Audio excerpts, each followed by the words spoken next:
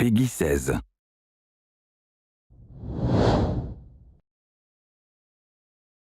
Hello everyone, and thank you for joining us today. This is Satoru Iwata from Nintendo.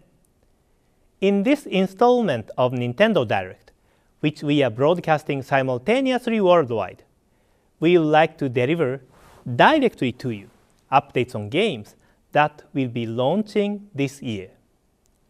I know that many of you are looking forward to E3 in June. We are preparing a separate Nintendo Direct that is focused on future Wii U contents that will air around the time of E3. Together with the news that we will share with you today, these should help you to understand more about what is on the horizon for Nintendo. So let's begin. First, I have a game from Sega to announce. It's the latest in the Mario and Sonic series. The upcoming Olympic Winter Games will take place in a city called Sochi. Do you know where this is? According to the world map, it's around here in southern Russia. Sochi is known as a resort town facing the Black Sea. While Russia is often known as a place of extreme cold, Sochi is relatively warm. I thought it would be much colder until I looked into it. But that's enough geography for now. Let's have a look at the game. This is a Wii U game, and as you can see, the graphics are enhanced in comparison to earlier games in the series. The characters are detailed, and environment effects such as snow and ice are realistically presented. Additionally, the game uses the Wii Remote Plus controller, so it allows for very intuitive gameplay. In addition to returning events, such as skiing and snowboarding, we have added figure skating pairs and an event that is new for the Sochi 2014 Olympic Winter Games, snowboarding slopestyle. Some of the events utilize the Wii U gamepad as well. For example, in curling, the player must draw lines directly on the ice rink displayed on the gamepad to share their strategy with the other players. In the biathlon event, which is a combination of cross-country skiing and rifle shooting, the player must switch between the Wii Remote Plus and gamepad depending on the situation. In addition to these official events of the Olympic Games, the game also offers what we are calling dream events as well, where stages are built in the world of Sonic and Mario, and you can do dynamic moves not possible in real life. We also have a mixed event which combines sports such as skiing, snowboarding, skating, and bobsleigh in one race. In this event, you can experience a race that is not possible in actual events at the Olympic Games. Please stay tuned for launch timing and more details on the game. I have some additional information on Sonic the Hedgehog that I would like to share with you. Today, I would like to announce that we have entered into a worldwide partnership with Sega on the Sonic the Hedgehog franchise. The next game in the series, Sonic Lost World, is a brand new action-adventure platforming game that will launch exclusively on Wii U and Nintendo 3DS. We'll have more details on this game prior to E3. Now, I would like to talk briefly about Game & Wario. From June 28th, players all across Europe will be able to enjoy a new kind of wacky Wario fun on Wii U. There are 16 games for which you use the Wii U gamepad in many unique ways. And all you need is just one gamepad, and all the players enjoy all the games without a Wii remote. Please take a look at this trailer and see for yourself.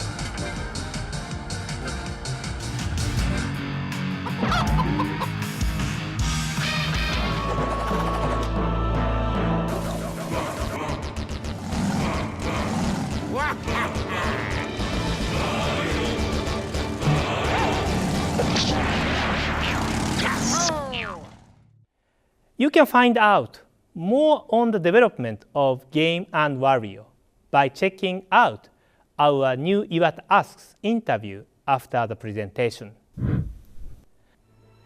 Resident Evil Revelations, which originally released for Nintendo 3DS last year, is headed to Wii U soon with updated graphics, unique control using the gamepad, and new game content.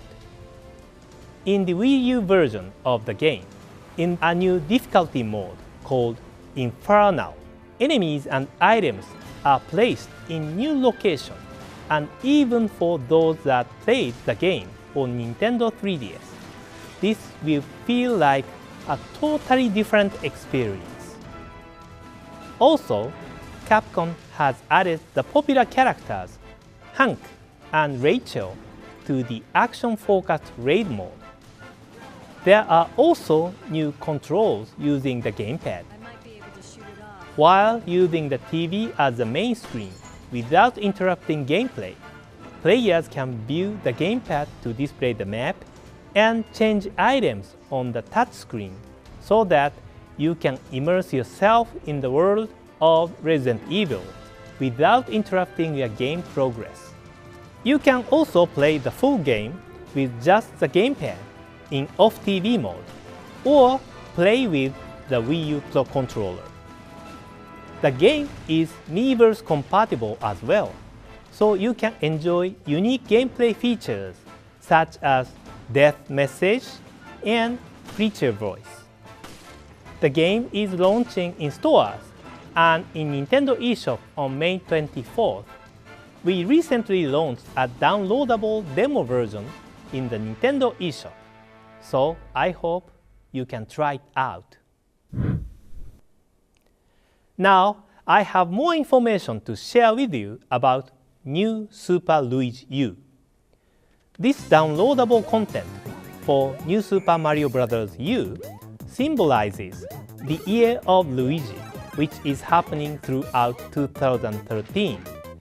Since Mario does not appear in the game, players can enjoy multiplayer by playing as Luigi, Blue Toad, Yellow Toad, and Nabbit.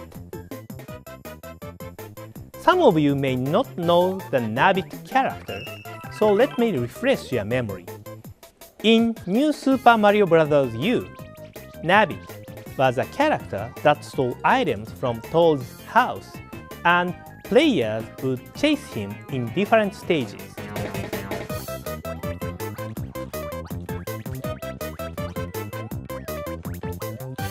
This time around, you can actually play as Nabbit. Nabbit has different abilities from Luigi and the Toads. His speed and jump are the same as the others, but he cannot power up even if he collects items. Instead, he won't take damage when he touches enemies. Nabbit is only available as a playable character in multiplayer gameplay, so please select him if you find 2D Mario gameplay to be challenging. New Super Luigi U will be released as downloadable content for New Super Mario Bros. U in Nintendo eShop on June 20th. As we mentioned before, the game offers 82 updated courses, unique Luigi gameplay, and an additional playable character in Nabbit.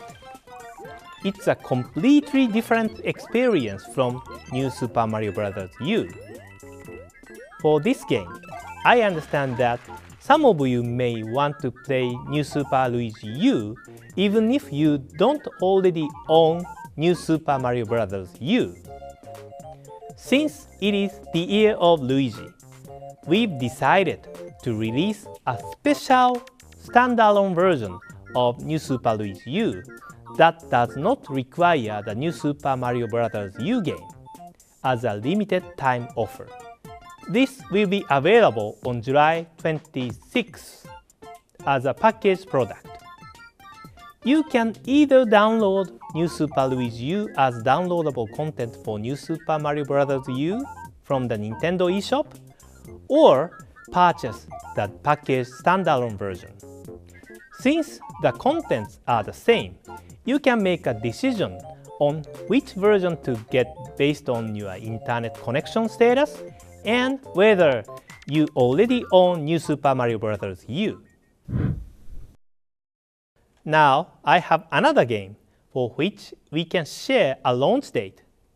It is the Wonderful 101 from Platinum Games, which will come to Europe on August 23rd. More details about the game will be released gradually between now and launch. Please stay tuned. I'm excited to see the finished product from Mr. Kamiya and Platinum Games. Next, I'd like to discuss more on Pikmin 3 for Wii U.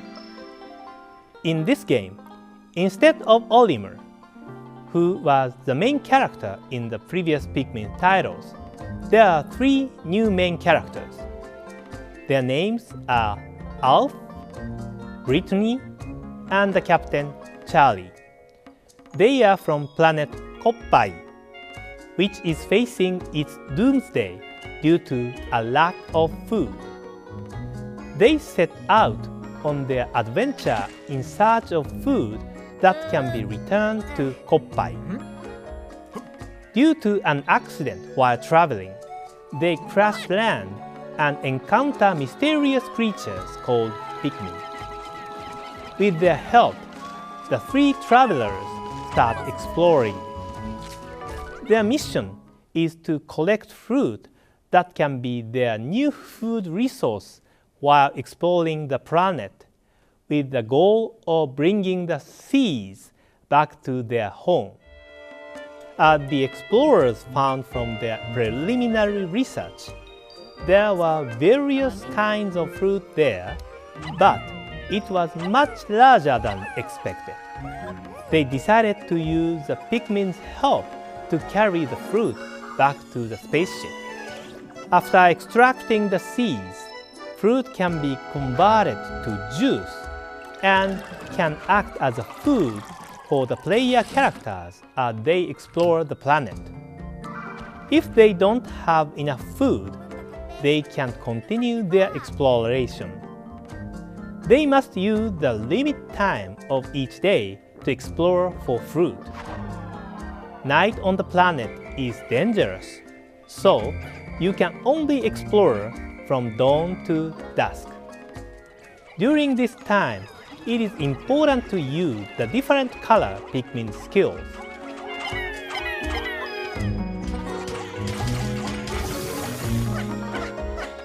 Players can divide activities among the different characters and explore separate areas with different groups of Pikmin in order to progress with their exploration. Once you get the hang of it, you can complete tasks within a shorter time frame. Also, if you make mistakes while you play, you can replay the day or revert to an earlier section of the game.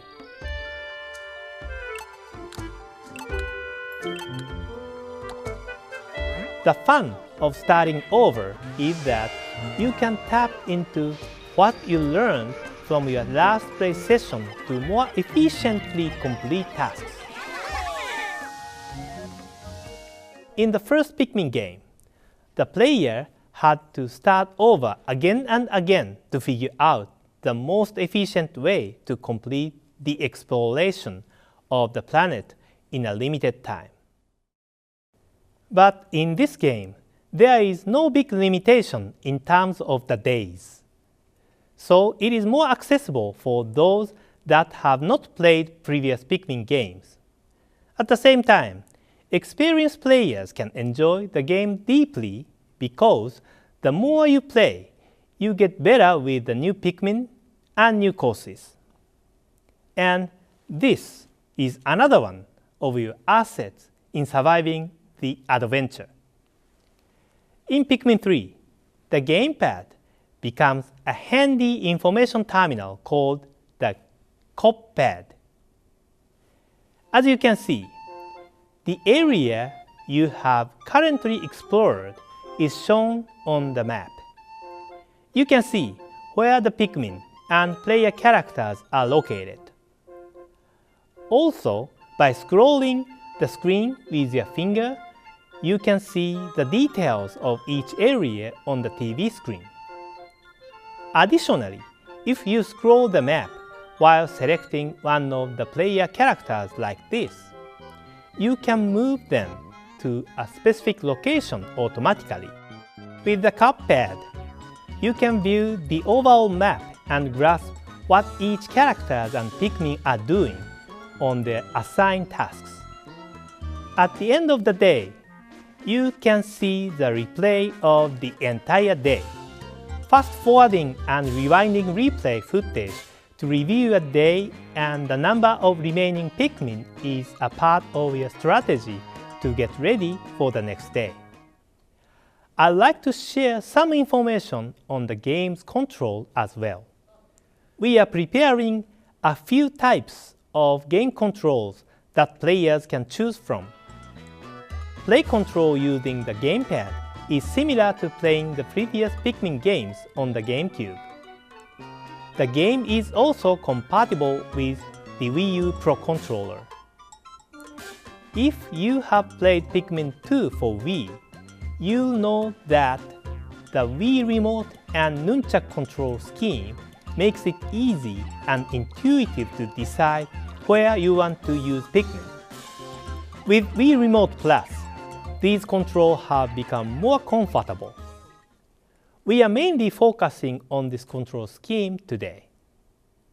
Also, you can enjoy the full game without a TV by just using the gamepad. You can also play the game with Wii Remote and Nunchuk using the gamepad as a monitor. With the help of Pikmin and the COPPad, can Alf, Brittany, and Charlie save their home planet, Koppai? Today, I shared updates on the game's story mode, but another time, we will be able to share more on challenge mode and the game's multiplayer modes. Pikmin 3 launches on July 26th. Thank you for watching. That is all that I have to share today. See you around that time of E3.